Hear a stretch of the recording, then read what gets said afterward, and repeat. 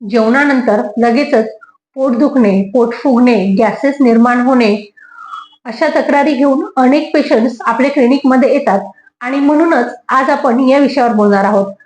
नमस्कार, मी डॉक्टर स्नेहल राऊत, श्री विश्वार्पण आयुर्वेदमध्ये आपल्या सर्वांचे स्वागत आहे. आपण घेतलेले अन्न हे व्यवस्थित पचले तर त्याचे दोन भाग होतात, ते म्हणजे सारभाग आणि मलभाग. सारभाग जो आहे तो शरीराचे पोषण करतो आणि मलभाग हा शौचा वाटे शरीराच्या बाहेर टाकला जातो. परंतु ही पचनक्रिया कधी व्यवस्थित होईल तर जेव्हा आपला जठराग्नी हा प्राकृत असेल तेव्हा ही पचनाची क्रिया व्यवस्थित होते, नाही तर ही पचनाची क्रिया व्यवस्थित होत नाही. आपली चुकीची जीवनशैली, आपली चुकीची खाण्यापिण्याची आहार घेण्याची जी पद्धत आहे किंवा सतत जंक फूड खाणे, बाहेरचं खाणे किंवा काही मोठे आजार पण आपल्याला झालेले असेल तर अशा परिस्थितीमध्ये आपल्याला अग्निमांद्य होतं आणि आपला अग्नी हा प्राकृत राहत नाही, त्यामुळे आपले पचन हे व्यवस्थित होत नाही. तर आयुर्वेदामध्ये आहार कसा असावा हे तर सांगितलेलं आहेच, परंतु तो आहार कसा घ्यावा याचे पण काही नियम सांगितलेले आहेत. त्यातील पहिला नियम म्हणजे जेवताना फार बोलू नये किंवा फार हसू नये. बोलताना किंवा हसताना काय होतं तर आपल्या पोटामध्ये हवा आतमध्ये जाते आणि पोटामध्ये गॅसेस निर्माण होण्यास सुरुवात होते. आता यातील दुसरा नियम म्हणजे खूप हळूहळू जेवू नये किंवा खूप घाईघाई जेवू नये.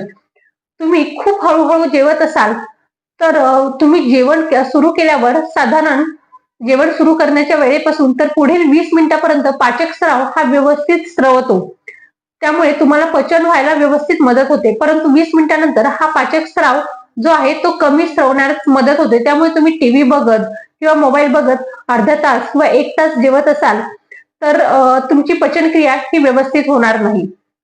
तसेच अति घाईघाईत तुम्ही जेवत असाल त्यामुळे जो पाचक स्राव आहे तो ते अन्नामध्ये व्यवस्थित मिक्स होत नाही, अन्न हे व्यवस्थित नीट चावल्या जात नाही, त्यामुळेही तुमचे पचन बिघडण्यास सुरुवात होते आणि मग पोटामध्ये गॅसेस निर्माण होणे, अपचन यासारख्या तक्रारी तुम्हाला जाणवायला लागतात. याबरोबरच आपल्या आहारामध्ये कुठल्या पदार्थांमुळे किंवा कुठले रोजचे पदार्थ आपण असे खातो की ज्यामुळे अपचन, गॅसेस यासारख्या तक्रारी उद्भवतात. सर्वांच्या घरांमध्ये होणारं महत्वाचं म्हणजे कडधान्य. सामान्यपैकी आठवड्यातून 2दा तरी बऱ्याच जणांच्या घरी कडधान्य हे होतं. कडधान्य हे मुळातच पचायला जड असतं, त्यात तुम्ही त्याला कोंब बांधलेले असेल तर ते अजून पचायला जड होतं. यामुळे पोटात गॅसेस निर्माण होणे, अपचन होणे यासारख्या समस्या ह्या वारंवार उद्भवायला लागतात.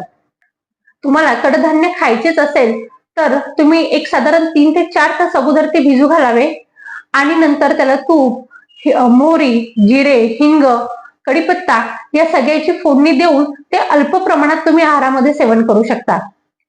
यानंतरचा दुसरे पदार्थ म्हणजे बेकरीचे प्रोडक्ट्स, हरभऱ्याच्या डाळीपासून बनलेले पदार्थ. तुम्ही उपवास करत असाल तर साबुदाण्याची खिचडी या सगळ्या पदार्थामुळे अपचन आणि गॅसेस निर्माण होण्याची शक्यता ही सर्वात जास्त असते. आता ही झाली सगळी कारणे. आता आपण यावरील उपाय बघूयात. आपल्या सगळ्यांच्या किचन मध्ये असलेली महत्वाची वस्तू म्हणजे ओवा. हा ओवा तव्यावर भाजून घ्यायचा आणि अर्धा चमचा ओवा कोमट पाण्याबरोबर चावून चावून खायचा.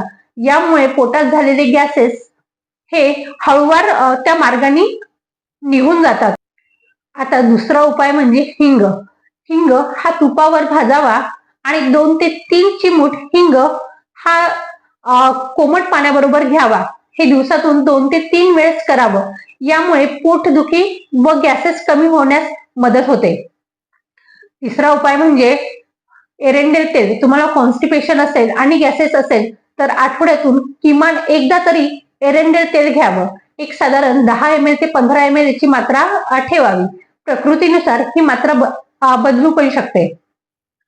यामुळे तुमचं पोट साफ होण्यास मदत होईल, तिथे स्निग्धता येईल आणि पोटाचे बरेचसे आजार हे दूर होण्यास मदत होईल. आता यावरील चौथा उपाय म्हणजे स्नेहन आणि स्वेदन. कुठलेही घरचे तेल तुम्ही कोमट करून पोटावर त्याचे 5 ते 6 थेंब टाकावे आणि गोलाकार दिशेने पोटाची मसाज करावी आणि त्याला शेक द्यावा. शेक हा तुम्ही गरम कापडाने किंवा गरम पाण्याच्या पिशवीने देऊ शकता. यामुळे स्नेहस्वेदनामुळे पोटातील जो वायू आहे योग्य त्या दिशेने सरण्यास मदत होते आणि तुम्हाला अपचन, गॅसेस या तक्रारीपासून सुटका मिळते. ही माहिती कशी वाटली ती मला कमेंट करून नक्की सांगा. व्हिडिओ आवडल्यास लाईक, शेअर आणि सबस्क्राईब करा. धन्यवाद.